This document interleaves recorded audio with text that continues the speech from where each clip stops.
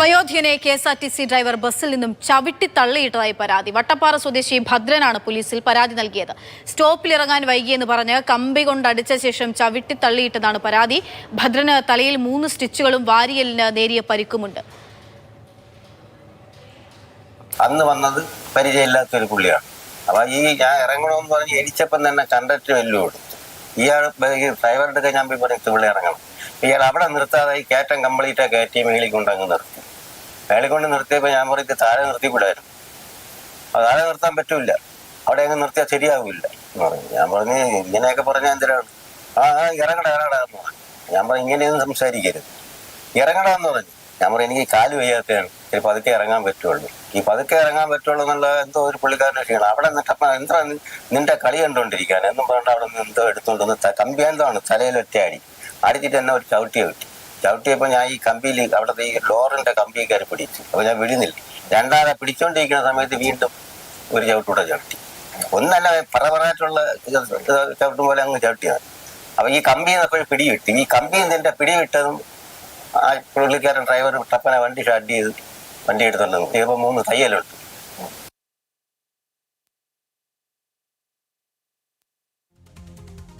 TS Harikrishna വിവരങ്ങളുമായി ചേരുകയാണ്. ഹരി, അതായത് സ്റ്റോപ്പിൽ ഇറങ്ങാത്തതിന് ഇത്രയും അതിക്രൂരമായ ഒരാളെ മർദ്ദിച്ച ദൃശ്യങ്ങൾ ഉൾപ്പെടെ നമുക്ക് മുൻപിലേക്ക് എത്തുകയാണ്. എന്താണ് ഇത്? KSRTCയുടെ വിശദീകരണം എന്താണ് ഉണ്ടായത്?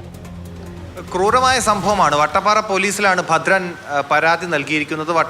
വട്ടപ്പാറ പോലീസ് കേസ് രജിസ്റ്റർ ചെയ്ത് FIR ഇട്ടിട്ടുണ്ട്. അപ്പോൾ അല്പസമയം മുമ്പാണ് നമുക്ക് ആ വിവരം ലഭ്യമാകുന്നത്. ഈ സംഭവം നടക്കുന്നതെന്ന് പറയുന്നത് വ്യാഴാഴ്ച ദിവസം രാത്രിയാണ്. അതായത് തിരഞ്ഞെടുപ്പ് ദിവസം രാത്രി 9 മണിക്ക് ശേഷമാണ് ഈ സംഭവം ഉണ്ടാകുന്നത്. അതിനുശേഷം ആ FIR നമ്മൾ വായിച്ചപ്പോൾ മനസ്സിലായത്, അതായത് ഡ്രൈവറുടെ പേര് അതിൽ രേഖപ്പെടുത്തിയിട്ടില്ല. കാരണം ഈ ഭദ്രനും ആ ഡ്രൈവർ ആരാണ് എന്നുള്ള കാര്യം കൃത്യമായി അറിയില്ല. സാധാരണ ആ റൂട്ടിലേക്കുള്ള യാത്രയിൽ ആ KSRTC ബസ്സിൽ യാത്ര ചെയ്യുന്ന ആളാണ് ഭദ്രൻ. പക്ഷെ അന്ന് വന്നത് മറ്റൊരു ഡ്രൈവർ ആയിരുന്നു എന്നാണ് ഭദ്രൻ പറയുന്നത്. FIRൽ എഴുതിയിരിക്കുന്നത് KSRTC ഡ്രൈവർ പേരൂർക്കട ഡിപ്പോ എന്ന് മാത്രമേ എഴുതിയിട്ടുള്ളൂ. KSRTCയുടെ ഭാഗത്തു നിന്ന് ഇനി അവരുടെ ഈ വിഷയവുമായി ബന്ധപ്പെട്ട് വിശദീകരണം വരേണ്ടതുണ്ട്. അന്ന് ആ ബസ്സിൽ ഒരു വനിതാ കണ്ടക്ടറാണ് ഉണ്ടായിരുന്നത്. ഈ ഭദ്രൻ ഇറങ്ങേണ്ട സ്ഥലം എത്തിയപ്പോൾ തന്നെ വനിതാ കണ്ടക്ടർ ബെല്ലടിച്ചിരുന്നു വണ്ടി നിർത്തുന്നതിന് വേണ്ടി. പക്ഷേ ആ ഡ്രൈവർ ആ സ്ഥലത്ത് വണ്ടി നിർത്താതെ കുറച്ചുകൂടി മുന്നോട്ടാണ് വണ്ടി നിർത്തിയത് എന്നാണ് ഭദ്രൻ പറയുന്നത്.